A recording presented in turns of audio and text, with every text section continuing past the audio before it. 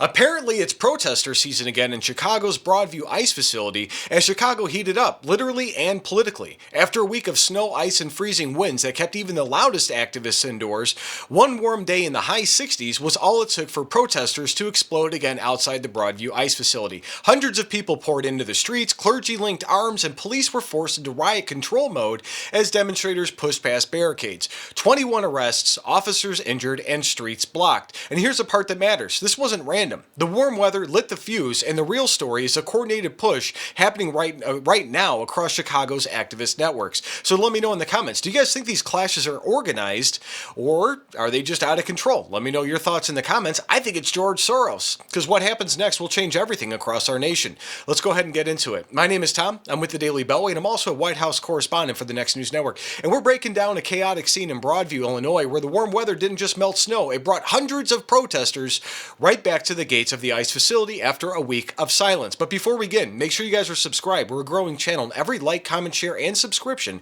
helps us grow. Let's go ahead and get into it.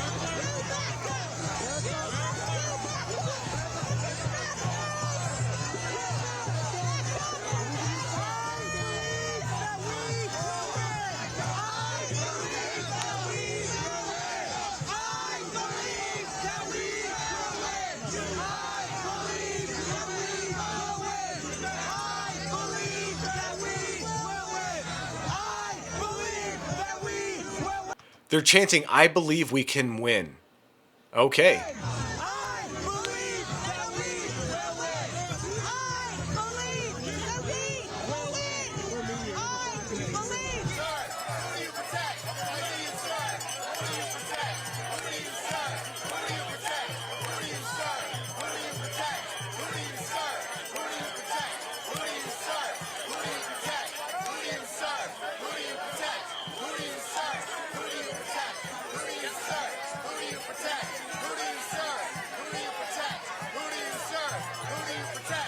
Okay, so this clash came only days after a federal judge ordered the release of more than 600 detainees held under Operation Midway Blitz, a Trump-backed effort targeting criminal networks tied to sanctuary city loopholes.